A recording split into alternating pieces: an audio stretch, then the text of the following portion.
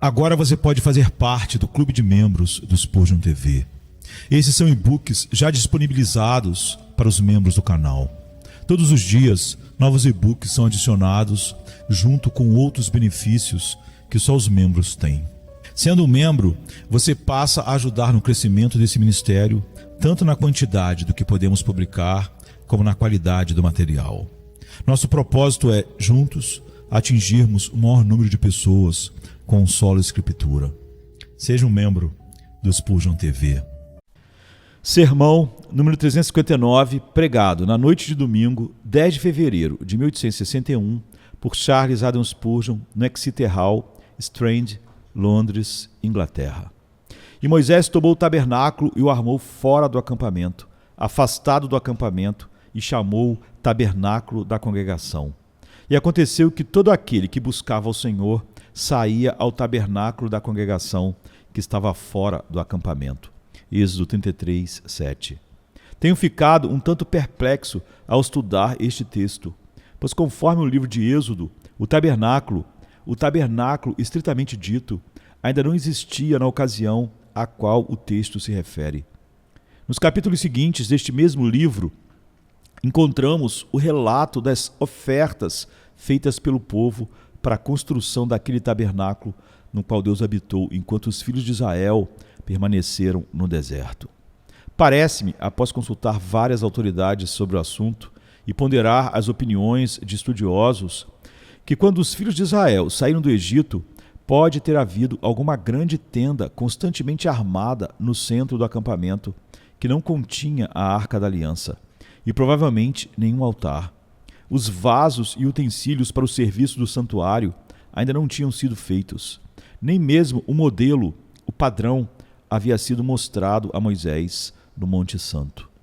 Podemos considerar que, naquele tempo, o povo ainda estava sob a dispensação patriarcal, a qual, se entendo corretamente as Escrituras, prosseguiu até o período da entrega da lei e, na realidade, 40 dias além disso, pois se passou esse período após a outorga da lei, antes de o culto levítico ser plenamente estabelecido.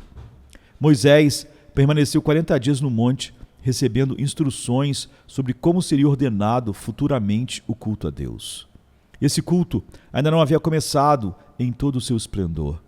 Arão sequer fora ordenado sacerdote. O serviço da dispensação levítica ainda guardava as leis e ordenanças pelas quais suas observâncias seriam solenemente impostas. Antes disso, ao que penso, havia uma grande tenda no centro do acampamento, separada para aquele culto comum aos tempos patriarcais, para oração, louvor e holocaustos. Ali então, Deus habitava no meio daquele tabernáculo. Ele estava no centro do seu povo. Sua nuvem os cobria de dia, protegendo-os do calor abrasador. Essa nuvem era como uma atmosfera luminosa sobre eles à noite, de modo que provavelmente pudessem enxergar à noite quase tão bem quanto de dia. Deus estava no meio deles, e essa era a sua glória e seu motivo de orgulho. Não tinham outro Deus estranho. O próprio Senhor fizera do acampamento o lugar de seus pés, e quão glorioso, de fato, era isso. Mas enquanto Moisés subira ao topo do monte, aquele povo, que era pouco espiritual, queria algo visível. Precisavam de alguma representação palpável desse Deus espiritual, a quem não conseguiam adorar sem vê-lo em algum tipo ou figura. Então disseram a Arão: levanta-te, faze-nos deuses que vão adiante de nós. Eles quebraram seus brincos de ouro, fundiram-nos e formaram um bezerro de ouro, dizendo: estes são os teus deuses, ó Israel, que te tiraram da terra do Egito. Não creio que quisessem adorar o bezerro em si, mas tinham a intenção de adorar Jeová sob a representação de um bezerro, pois está claramente dito na palavra: então proclamaram uma festa ao Senhor, o que mostra que até mesmo dançando em volta do bezerro, eles seguiam apenas uma invenção humana que supunham honrar e glorificar a Jeová. Contudo, provocaram o santo à ira e entristeceram seu espírito, de modo que ele retirou-se do meio deles. Ele não reconheceria mais o acampamento como lugar de sua habitação.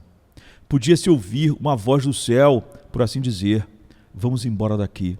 O Deus Santo não poderia permanecer no coração de um acampamento tão contaminado pelo pecado. A coluna de nuvem se moveu e Moisés ordenou que os oficiais erguessem a tenda sagrada. Eles a levaram ao lado do monte. A justiça estava prestes a tirar do povo a presença de Deus, mas a misericórdia conteve seu avanço. Parecia que a misericórdia dizia: ainda que Deus não possa permanecer no meio do povo, não se afastará totalmente deles. Então ele permaneceu junto ao monte, e ali o tabernáculo foi armado, distante do povo, mas não tão distante que eles não pudessem saber que Deus ainda estava ali. Não tão distante que aqueles que buscassem o Senhor não pudessem chegar ao tabernáculo com facilidade. Isso, repito, tinha um propósito de ensinar ao povo que Deus já não reconhecia mais o acampamento como sua morada, porque a adoração fora manchada por invenções humanas e sua honra fora lançada por terra. Que uso faremos desse incidente tão significativo? Preste atenção, irmãos, suplico-lhes. Essa é justamente a posição do tabernáculo de Deus em nossos dias.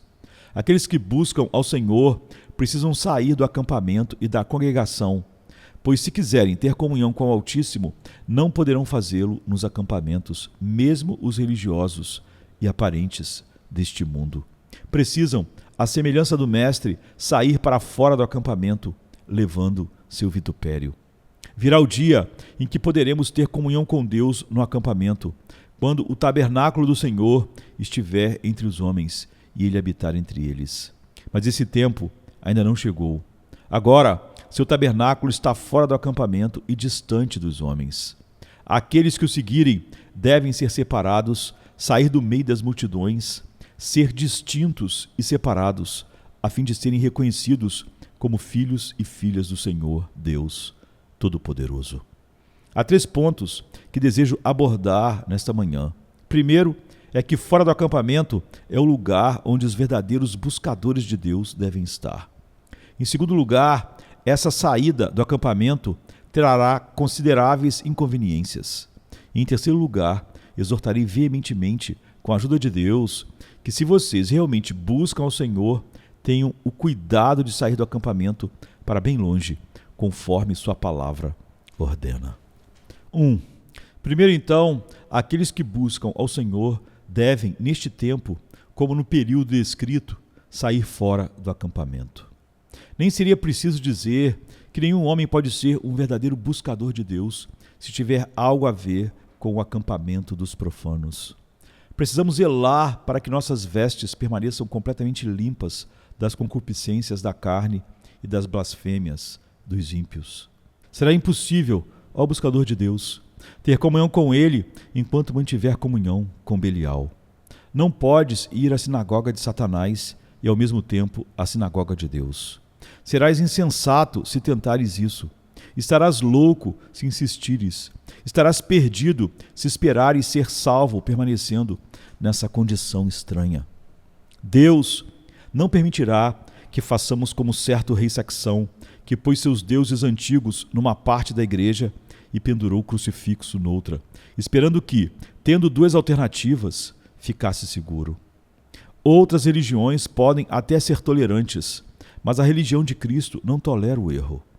Diante da arca de Deus, Dagom cai. Dagom poderia até ficar satisfeito que a arca permanecesse, se ele também pudesse permanecer.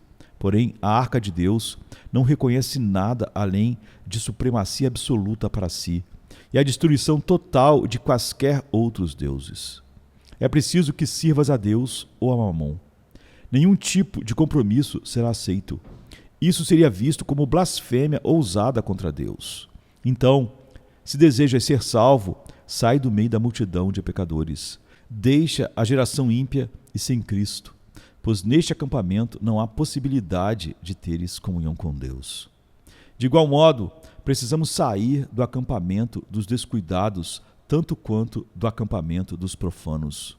O maior grupo de pessoas do mundo não é composto de ímpios declarados, mas de desatentos, não os que se opõem, mas os que negligenciam a grande salvação.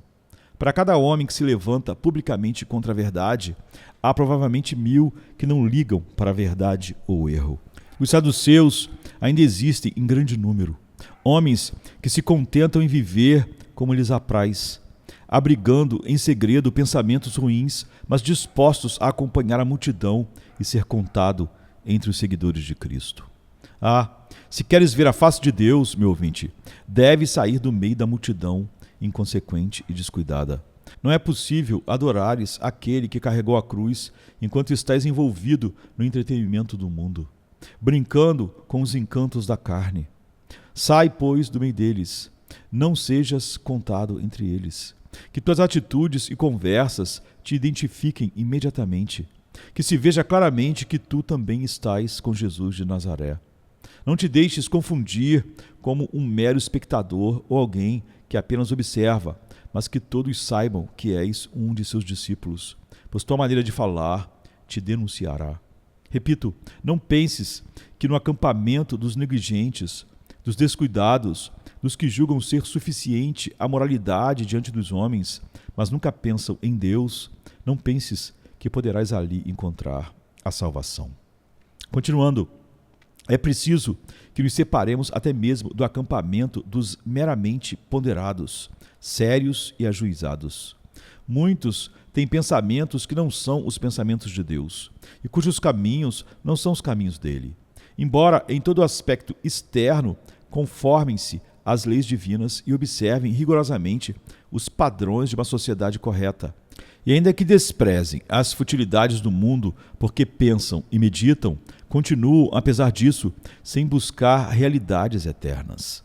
De fato, não são ingênuos ao ponto de confundir as sombras deste mundo com substância, mas ainda não buscaram as coisas do alto. É preciso que saias do meio deles, pois se tua justiça não exceder a deles, não serás salvo. A menos que haja algo mais em ti do que aquilo que se vê no indivíduo simplesmente correto, respeitável e moralmente irrepreensível, nunca conhecerás o sangue remidor de Cristo, nem entrarás no descanso que resta para o povo de Deus. Prossigo, traçando mais uma linha de separação clara. Aquele que deseja conhecer verdadeiramente a Deus deve sair até mesmo do acampamento dos apenas religiosos. Observa-os como vão à igreja. Para quê? Frequentemente para exibir sua elegância ou apenas para serem vistos pelos amigos. Vê alguns que vão ao culto. Por quê? É costume, um hábito. Cantam como o povo de Deus canta e parecem alegrar-se no culto ao Altíssimo. Curvam-se como o povo de Deus se curva em oração. Na verdade, fazem ainda mais. Participam da ceia do Senhor e aparentam desfrutar algo da alegria que essa ordenança proporciona. Recebem o batismo, passam pelas águas, mas, em muitos casos, apenas mantêm um nome de vivos enquanto estão mortos. É bem diferente apenas praticar a religião de fato e estar em Cristo Jesus. Uma coisa é ter o nome no rol de membros de uma igreja, outra é tê-lo escrito no livro da vida do Cordeiro. Não há igreja na terra que seja inteiramente pura. Com todo o nosso cuidado, zelo e vigilância, não evitamos a triste verdade de que hipócritas se misturam aos sinceros, e o joio é semeado entre o trigo. Assim, deve ser até que os ceifeiros venham e amarrem o joio em feixes para queimar.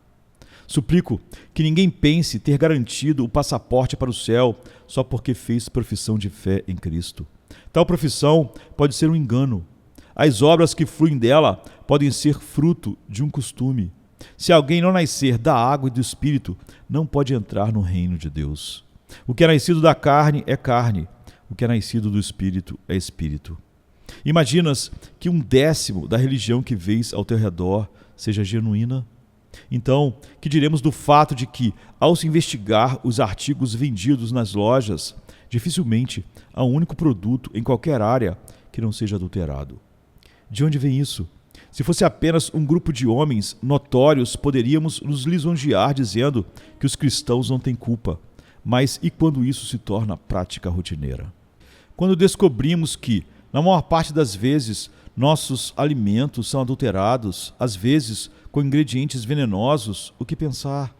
Pode-se dizer que a religião que se espalha em Londres, que parece ser aceita por quase todos, seja verdadeira enquanto coisas como essas ocorrem abertamente debaixo dela?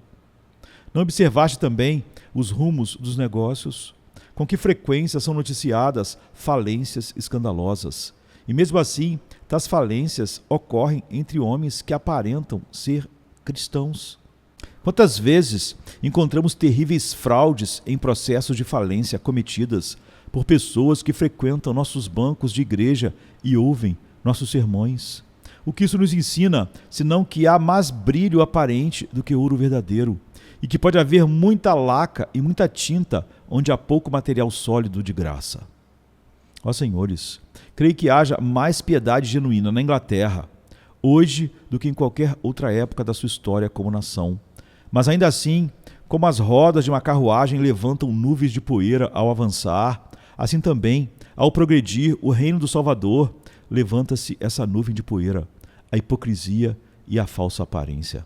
Portanto, cuidemos de nós mesmos para que também saiamos fora do acampamento e sejamos distinguidos e separados, não apenas do ímpio, mas também do religioso apenas de nome.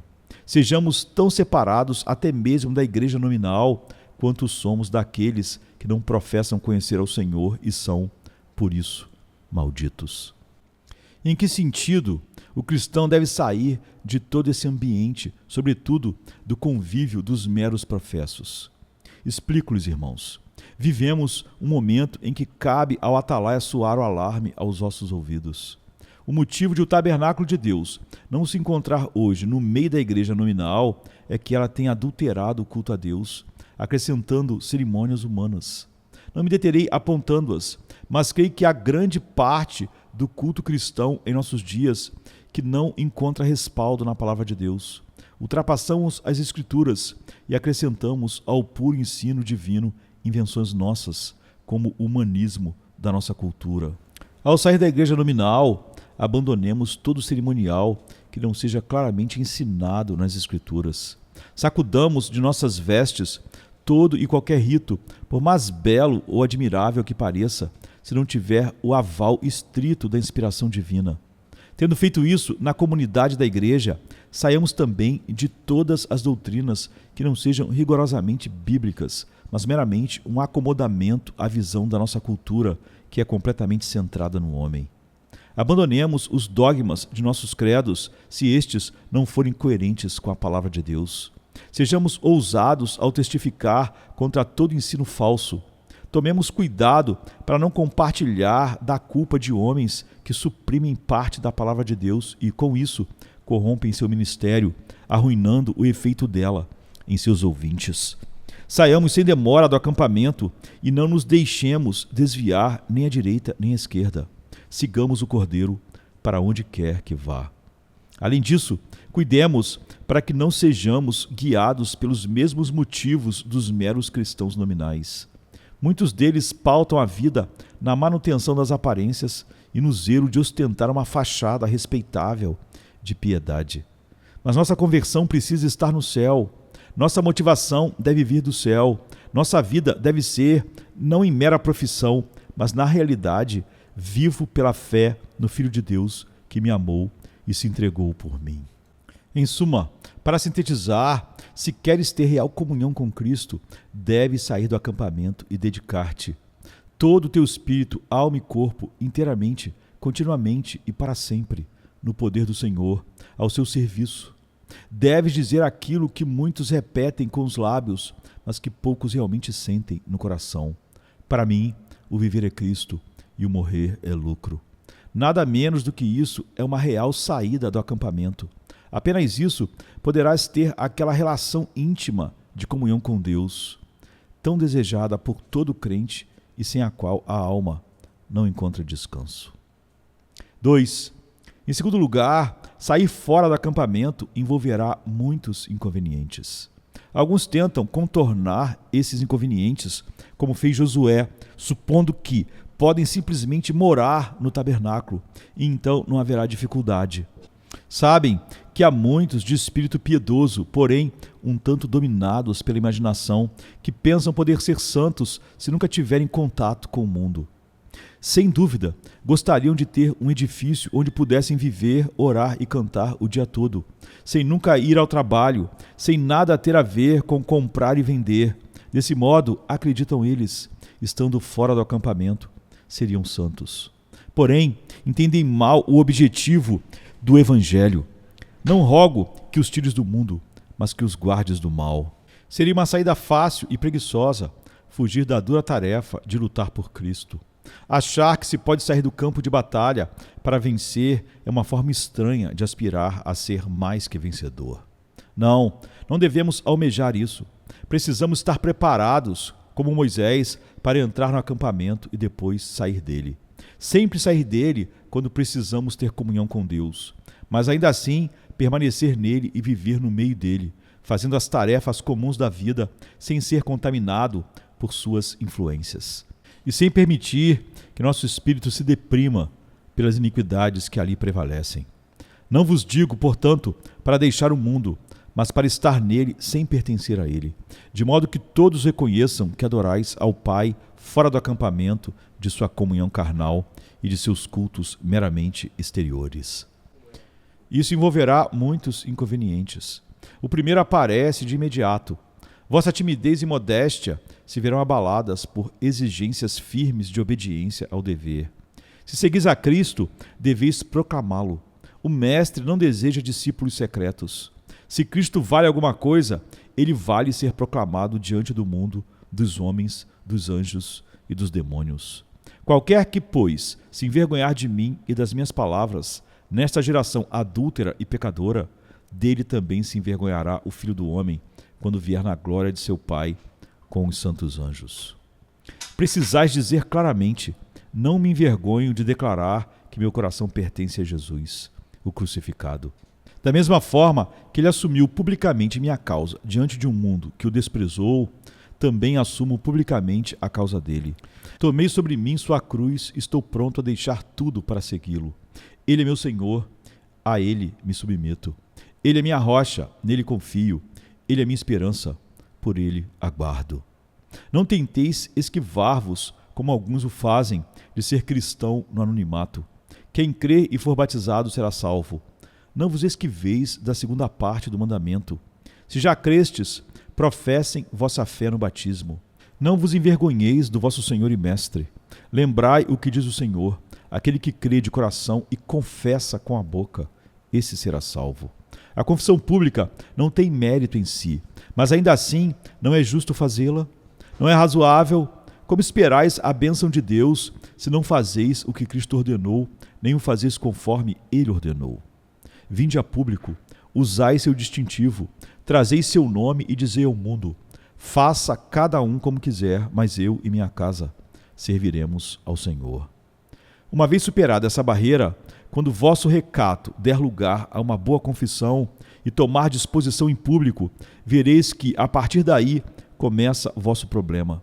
Talvez percais vossos melhores amigos, que, embora não se opusessem a que servisses a Cristo, prefeririam que o fizesses na denominação deles. Contudo, sentis que, se fordes mesmo servir a Cristo, deveis ir onde ele vos mandar e obedecer-lhe em cada detalhe de sua vontade.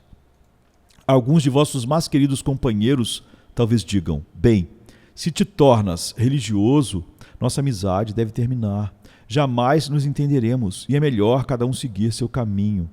E alguns, com quem precisais conviver, farão de vós um alvo contínuo de zombarias cruéis, submetendo-vos a uma espécie de martírio. Vereis que muitos laços precisarão ser cortados quando vossa alma estiver presa ao altar pelos laços do amor de Deus. Poderás suportar isso? Assim como Cristo deixou seu Pai por ti, poderás deixar tudo por ele? Lembre dessas palavras assustadoras da Escritura: quem ama o pai ou a mãe mais do que a mim, não é digno de mim. E quem ama a filha ou filha mais do que a mim, não é digno de mim. Estás disposto a obedecer tuas convicções, custe o que custar? Se todos se voltarem contra ti, crerás nas palavras de Davi: se meu pai e minha mãe me desampararem, o Senhor me recolherá. Se pensas em retroceder, isso seria confiar na promessa? Não és digno de ser discípulo de Cristo se não fores capaz de avaliar o preço de segui-lo, reconhecendo-o como leve e momentânea tribulação quando comparada ao eterno peso de glória reservado aos que o servem fielmente, confessando em público, mesmo quando outros querem desviá-los do caminho. Também perceberás, ao sair fora do acampamento, que até mesmo alguns cristãos piedosos se oporão a ti. É uma das provas mais difíceis na vida cristã quando os próprios irmãos na fé te criticam. Ah, dirão, estás cheio de fervor e zelo, mas isso é fanatismo que logo esfriará. Se foste chamado a uma grande obra em favor dos outros, dirão, isso é ousado demais, entusiasmo exagerado. Precisamos, porém, estar prontos a dizer, seja quem for que me acompanhe, eu marcharei firme rumo à batalha e rumo à vitória.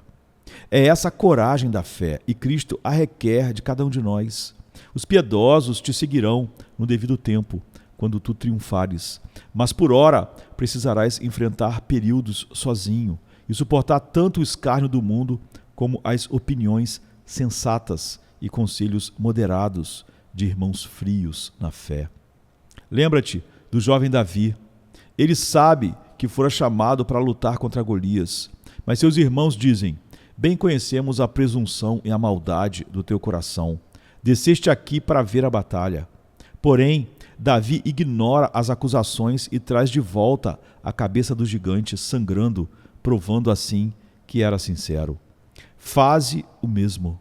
Prepara-te para conviver com cristãos indiferentes. Precisarás ficar firme e suportar tanto os comentários sarcásticos do mundo como as críticas de quem também se diz servo de Deus. Necessitarás suportar suas observações judiciosas, seus conselhos sérios contra teu suposto excesso de fervor e radicalismo. Não temas nada disso. Cumpre a vontade de teu mestre com dedicação plena. Segue o Senhor até o fim. Então verás que aqueles que não te apoiavam acabarão por reverenciar-te. Outro inconveniente certamente surgirá. Serás alvo de críticas falsas. Vão te acusar de exagerar nas coisas secundárias. Ah, como ouço isso de vez em quando. Coisas secundárias. Ah, dizem, certos assuntos bíblicos que não são essenciais para a salvação e, portanto, não deveríamos atentar tanto a eles. Vão inventar que a doutrina da salvação, as doutrinas da graça não são essenciais. Dirão que essas são questões não essenciais para a salvação. Logo, presumem alguns, podemos ser indiferentes a elas. Mas escuta, crente em Cristo, és servo. O que pensarias de um servo que, intencionalmente, deixasse seu dever de lado e te dissesse que não era algo essencial?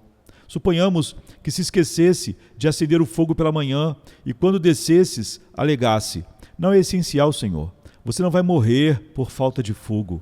Ou, na hora do de jejum, não houvesse nada para comer além de um pedaço de pão seco e ele justificasse, ora, Senhor, não é essencial, eis aqui um copo de água e pão, o restante não é necessário. E ainda, se chegasses à noite e notasses que nenhum cômodo foi varrido e tudo coberto de poeira, ou que a cama não foi feita e não conseguisse repousar direito, e o servo respondesse, ah, não é essencial, Senhor, não é essencial. Creio que julgarias não ser essencial continuar mantendo tal empregado, mas seria absolutamente essencial demiti-lo. O que dizer então daqueles que descartam mandamentos de Cristo sob o rótulo de não essenciais? Pelo contrário, se o Senhor tivesse deixado registrado em sua palavra, aquele que crê em mim e apanha uma pedrinha no chão será salvo, eu não ousaria deixar de pegá-la. E se achasse na Escritura doutrinas de menor importância do que os grandes pilares da fé cristã, ainda assim seria meu dever submeter meu entendimento e crer na verdade que Deus revelou tal como Ele a enviou. Essa ideia de não essencial é rebelde e perversa.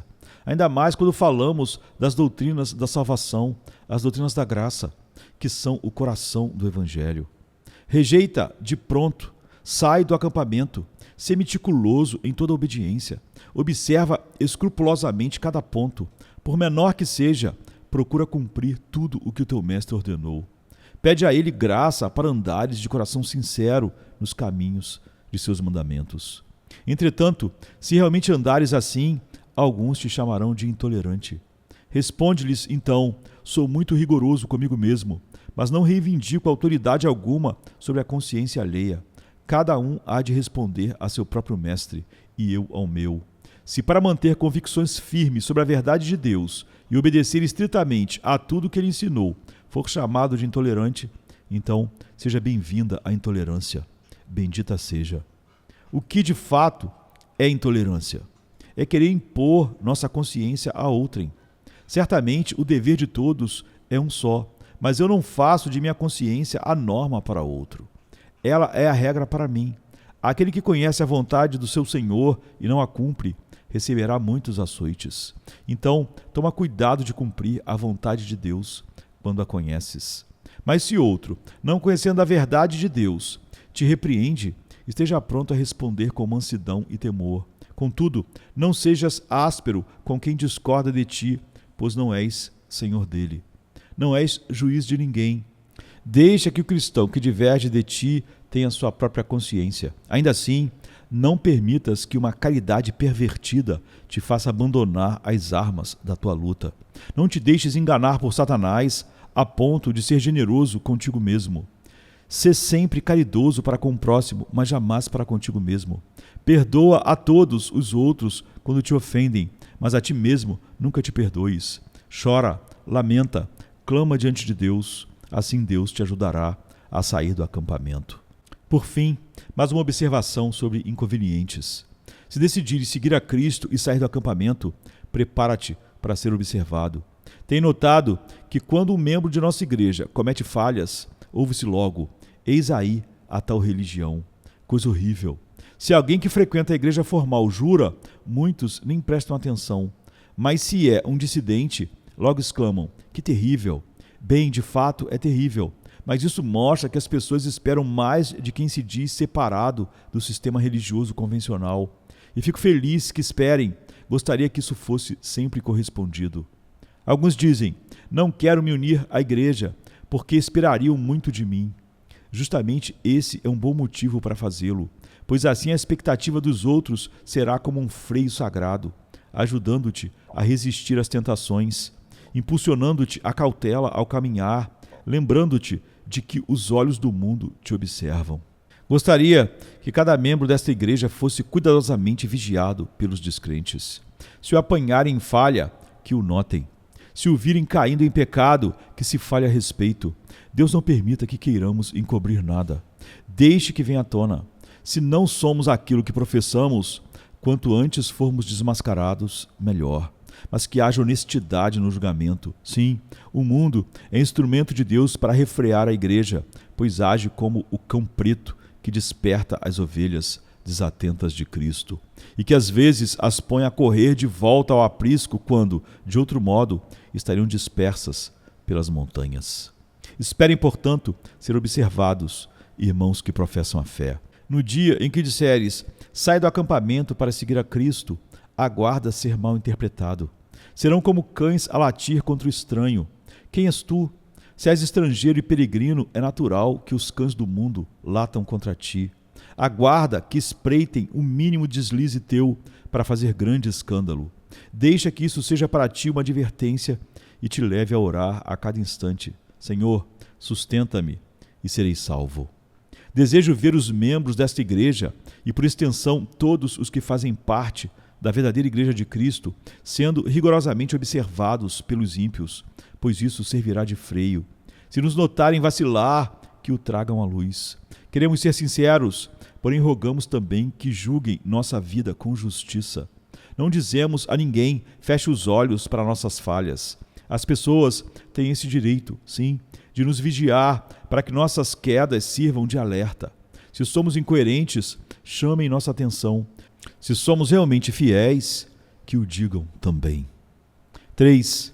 Agora, passo a usar argumentos para convencer cada cristão a sair do acampamento e ser exato na obediência e a seguir o Cordeiro onde quer que vá.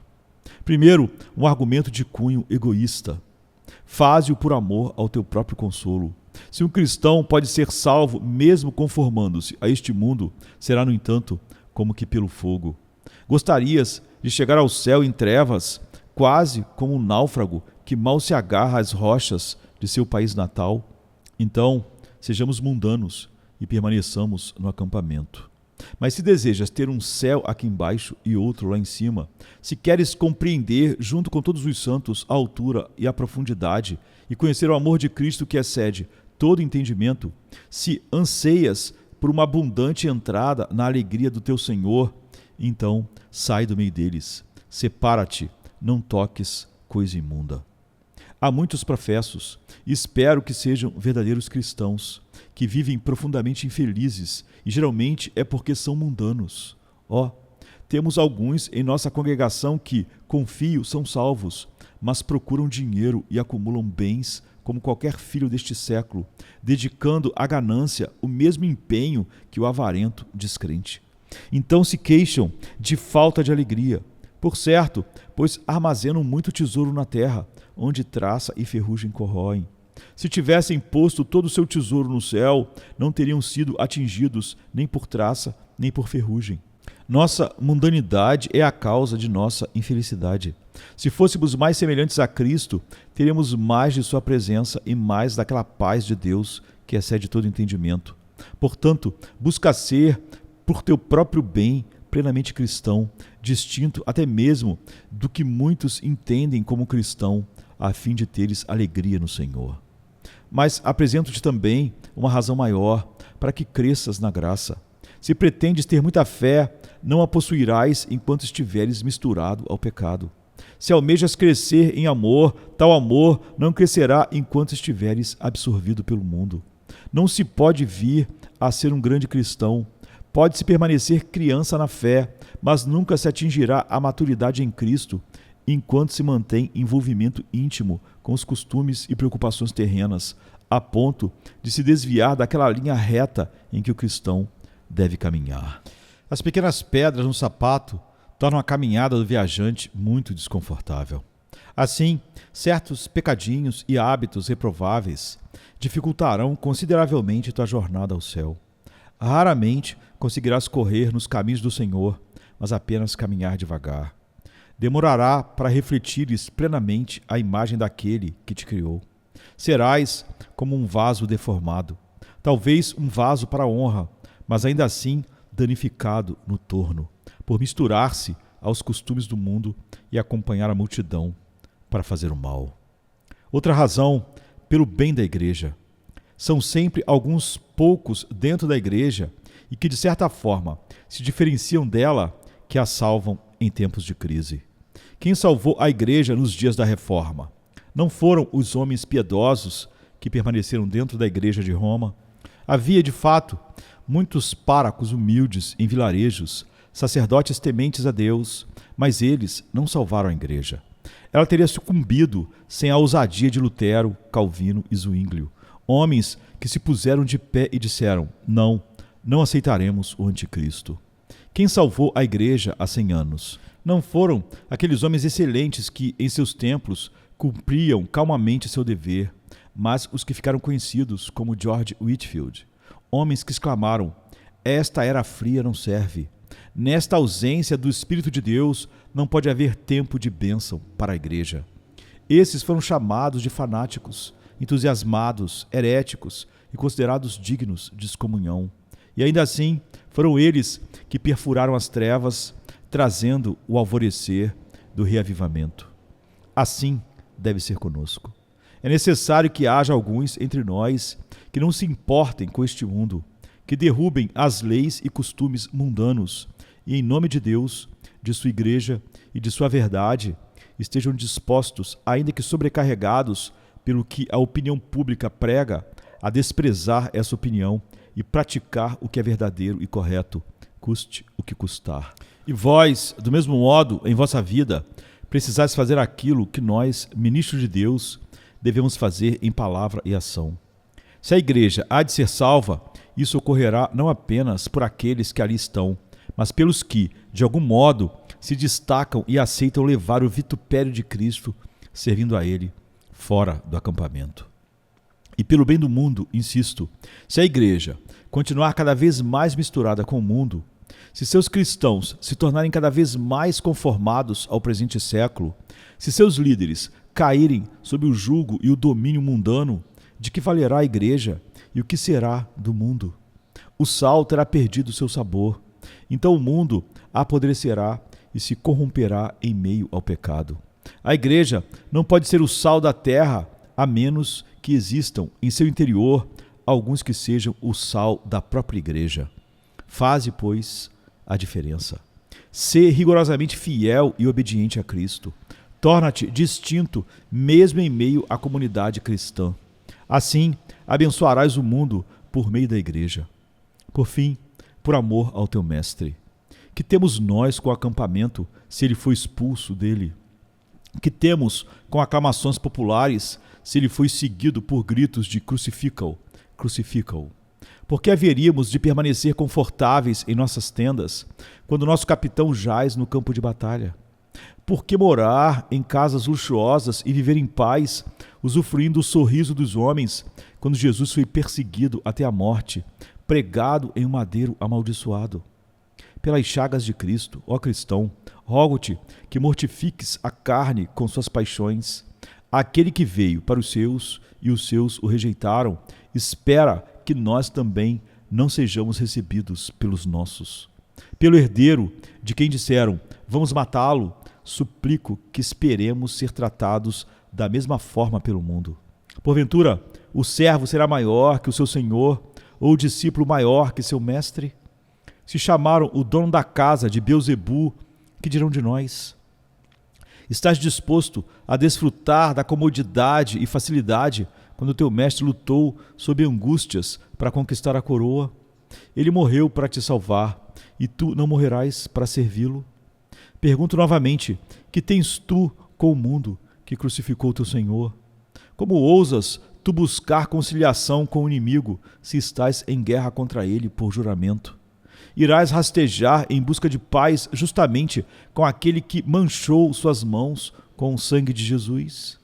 Em nome de Deus e de seu Filho, atira fora a tua luva, desembainha a tua espada e lança fora a bainha. O mundo jamais foi amigo daquele que é amigo de Cristo. Não há como ter tanto a favor deste século quanto a comunhão e a aprovação de Deus. Faz, pois, tua escolha, cristão. Qual preferes, o mundo ou Cristo? Não dá para ter ambos. Qual será? Queres ser tido como um homem exemplar neste mundo e ouvir do Salvador, não te conheço? Ou preferes ter um chapéu de bobo e um manto de escárnio neste mundo para entrares em glória no porvir? Preferes uma coroa de espinhos e a salvação eterna ou uma coroa de ouro e a perdição? Decide agora, professos de fé, pois a um desses caminhos tereis de seguir. Que Deus então nos ajude a dizer, apoiados unicamente naquele cujos méritos e sangue nos salvam, neste dia escolho a Cristo como meu Senhor. Faça sol ou faça chuva, venham abundância ou escassez, estou resolvido. Por fogo ou água, se Jesus me conduz, seguirei seus passos e a vitória me seduz. Assim seja, pelo amor de Cristo, para que, uma vez salvos pela fé em Jesus, demonstremos a veracidade dessa fé, jamais recuando diante da provação que ela naturalmente traz. O Senhor vos abençoe, por amor de Jesus. Amém. É sexta-feira chega trazendo a noite em seu manto. Jesus em súplicas, enquanto Pedro sucumbe ao encanto do sono. Judas, com seu beijo, selou o destino. Traição que esboça o pranto. No silêncio da noite, a esperança parece se esconder, mas o eco do domingo aos poucos começa a nascer. Pilatos em sua indecisão, o sinédrio em conspiração, a turba em escárnio desconhece a ressurreição. discípulos fugitivos, corações partidos, Maria em lágrimas, Pedro nega, o galo canta, anunciando amanhã que tarda. É sexta-feira,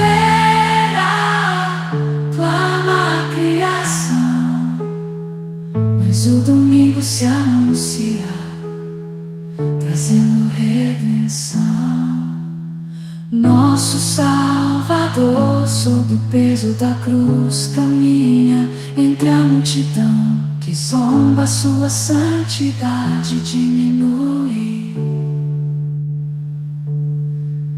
A coroa de espinhos, o sangue que escolhe marcas de amor infinito. É a sexta-feira, mas a esperança do domingo não está tão distante. Elevado na cruz, entre criminosos a dor se faz presente. O véu se rasga, a terra treme, o céu escurece, um silêncio envolvente. A pedra colocada, os guardas se postam, a vigília começa, mas a promessa do domingo no coração ainda aquece. É sexta-feira, mas não é o fim. Domingo vem aí com vitória sem fim.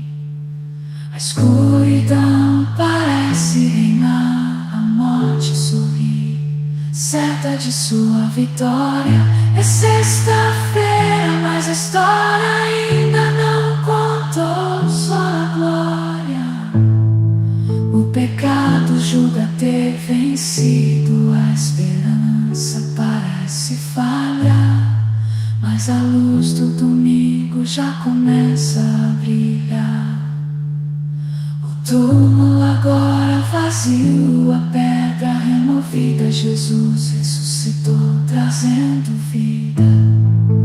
Manhã de domingo, brilha a esperança restaurada. A morte foi vencida, a redenção proclamada. É sexta-feira, mas a alegria vem com o amanhecer. Domingo já chegou, ensinando-nos a renascer.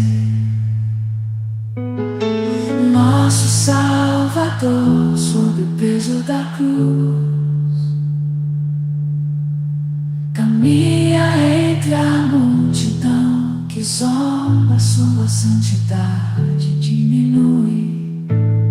A coroa de espinhos, o sangue que escorre, marcas de amor infinito. É sexta-feira, mas a